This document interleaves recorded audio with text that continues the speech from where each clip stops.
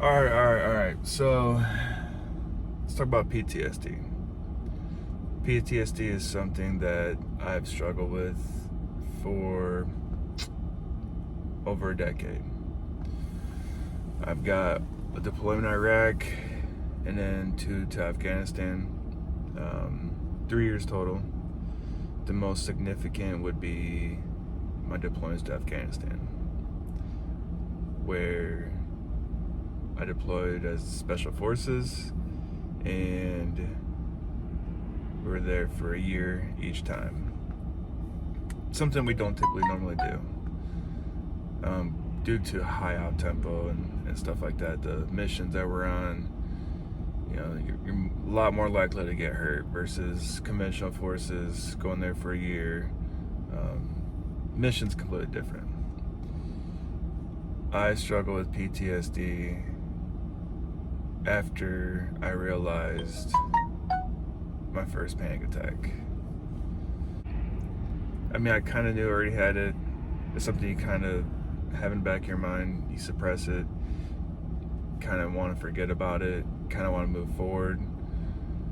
Each time you suppress it, the harder it gets. Not dealing with your issues, it comes out later. Not confronting your issues makes it worse. It expands. And I did it for years. You had to. I mean, you're on missions and you can't really go about your feelings. You can't push pause during a mission. You push through it, and it takes a toll on your body. It takes a toll on your mind. That's why people always often talk about wounds not seen. Coming from Afghanistan, watching people struggle with alcoholism or drugs or anything like that, it was a coping mechanism because of the issues that they had, and they didn't know how to deal with it. And we suppressed it for so long that suppressing becomes a part of how you cope with it. And then alcohol helps you feel a little bit better. Along with PTSD comes anxiety. And PTSD is associated with anxiety. And anxiety has this inner struggle, this inner pull on you that paralyzes you. You can't do what you want to do. And you can't go out into public events, stores. Even just going to the gas station, I struggled. I would have these mini panic attacks. And Walmart was the worst. I'd go into Walmart and I don't know what it is, but it was just this huge open store and the threat could be anywhere. My mind's perceiving that there could be a threat somewhere. The amount of people, I struggled with being around a lot of people, but I struggled going out in public, period. If I knew I was going somewhere, I struggled. And it wasn't until my first panic attack where I started seeking help. I first sought help going to therapy. And therapy, I learned, was the greatest tool I could use. And going from not talking about my issues at all to going to therapy, and that's all we talk about is myself, my own issues. I noticed it helped a lot. Before I was special forces, I was a mental health specialist. I knew these things. I knew you gotta talk. I knew it. But, being surrounded by stoic men, you get used to not talking about it. You get used to not complaining, pushing it down, deep down, and hoping you don't have to deal with it or see it again. Watching people die and others surrounding the events of a loss is hard. I got back from Afghanistan and alcohol was my coping mechanism. I drank a lot.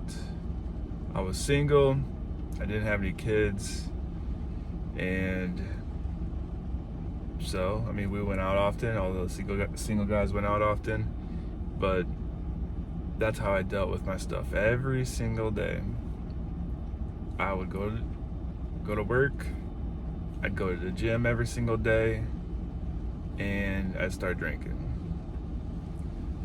Oftentimes, skipping meals, skipping dinner, skipping breakfast. Just to get rid of my pain, I'd start drinking. And it became part of my life.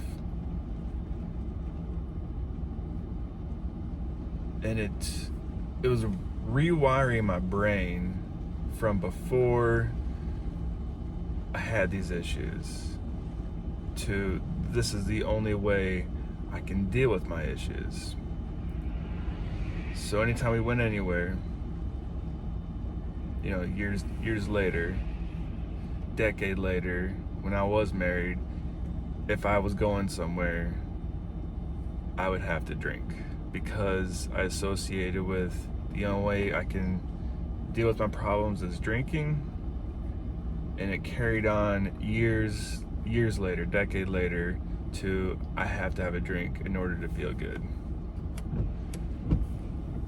And then to the point where I'm at now, where I've stopped drinking,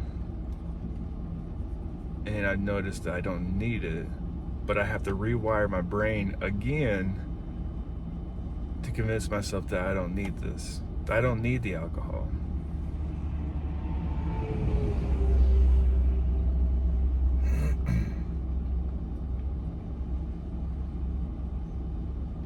Alcohol was always a big part of my life, and now it's not. And I've got to be honest. I feel more freer than I ever have. I feel lighter. I feel happier. I feel less irritable, less angry. And having kids, it's so important to feel this, to not feel tethered by something that is so bad for you, something that's so negative in your life, and it just keeps pulling you down.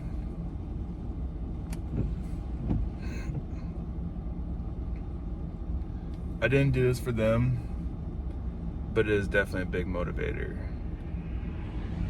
Right now, it's my why that pulls me through those hard days where I struggle. Just one drink of wine, one glass of wine. There's moments where it's easy, where I can see the impact it's having on me, the positive impact. But then there's days where my anxiety is really bad, and because I used it as a coping mechanism for so long, it's hard not to use it again. It's hard not to go to that default that I've had it for years. And the default is when things got hard, have a drink. And I'm relieved to say that I don't feel that as much as I used to. Every day that I get through a day that I wanted to drink, but I don't, gives me more strength to keep going. Every day that I push myself past being uncomfortable, but knowing that I'm doing this for myself and for my kids, has given me more strength to keep going. And if I slip up, in the past, it would be so hard.